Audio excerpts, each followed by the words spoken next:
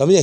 देश और राष्ट्र के लिए बीवी छोड़ सकते हैं, तुम भी बीवी छोड़ दो। यहाँ से विदेश भेज रहा है, कल जाए इजराइल, टट्टी साहब करा रहा देश के युवाओं से। हो गई है? बिल्कुल हो गई। कहाँ शादी हुई है? मुझे तो नहीं लग रहा। मैं अब मांग में सिंदूर भर के तो नहीं चल सकता, जो मैं आपको दिखाऊं मेरे पास लाइसेंस है, सिंदूर भर के चल रहा हूँ। समझे। सीए आने से आप नाखुश हैं? कौन सा सीए आने से आप नाखुश हैं? नाखुश और नाखुश क्या है?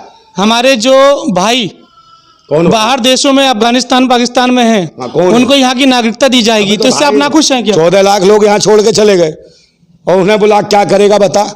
पहले यही रोजगार दे दे। ये जो देश के 140 करोड़ आबाम है, इसमें इतने युवा हैं, उन्हें रोजगार कौन देगा? यहाँ से विदेश भेज रहा है, कल जाए इजराइल, टट्टी साहब का टट्टी साहब करा रहा देश के युवाओं से है। ये है हिंदू राष्ट्र।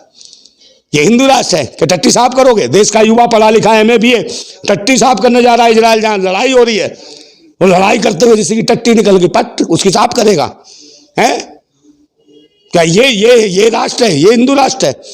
कहीं ना कहीं नौकरी पर जा रहे हैं। नौकरी तो टोकरी साफ करने के लिए जा रहा है क्या? विदेश अगर कोई जा रहा है यहाँ से बाहर, तो वो अच्छे पैसे कमाने के लिए तो जा रहा है कि वहां से कुछ अच्छी सैलरी मिलेगी, या शादी कर लेगा, वो अच्छे पैसे कमाने, उसकी लुगाई का बलात्कार कर देना है और भाईजान का डर दिखाना, भाई साहब इज्जत लूट लेंगे। कहीं ना कहीं आप टिप्पणी गलत कर रहे हैं। टिप्पणी तो करूंगा ही जब साली टोकरी चेक कर लेते हैं 2 मिनट में। टिप्पणी का है? ठीक है, टिप्पणी होगी जब गलत काम होगा। और ये बता तेरे को क्या मिला भाई? तू शादी हो गई? बिल्कुल हो गई। कहाँ शादी हुई है? मुझे तो नहीं लग रहा। मैं अब मांग में सिंदूर भर के तो नहीं चल सकता, जो मैं आपको दिखाऊं मेरे पास लाइसेंस है, सिंदूर भर के चल रहा हूँ। शादी हो गई है? आपकी शादी हो गई? छोड़ दी। आपकी शादी हो गई? मेरी शादी होगी, मेरे बच्चे मेरे साथ। आपके पास क्या लाइसेंस है कि आप दिखाएंगे शादीशुदा है? मेरी शादी हो गई, दिख रहा है मेरे साथ। तो मेरी भी शादी हो गई, मैंने भी आपसे कह दिया मेरी शादी। कहता रहा हूँ भाई, तो तुम तो भक्त हो, मोदी जी को मानते हो? बिल्कुल मानते हैं, हमारे माननीय प्रधानमंत्री जी हैं। उन्हें अनुयायी हो, भक्त हो उनसे? देखिए मोदी जी के भक्त हम नहीं है। प्रेरित हो तुम? हाँ प्रेरित बिल्कुल है। बिल्कुल, राम से भी प्रेरित हो?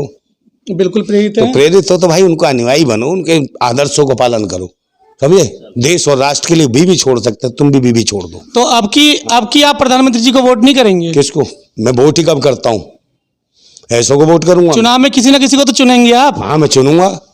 किसको चुनेंगे आप? भाई तेरे को चुन लूंगा, खड़ा हो जाएगा तू।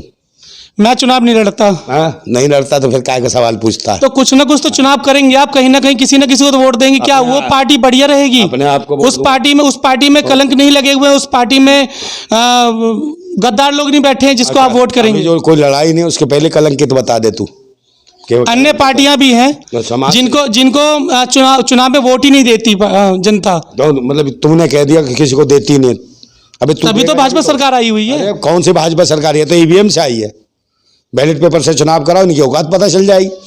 अब फिर तू बार बार कह रहा मोदी या कांग्रेस या राहुल, उसके अलावा तो ये पता कितनी पार्टियां देश में रजिस्टर्ड? पहले कम से कम उस पर रिसर्च करा करो, तब बोला करो।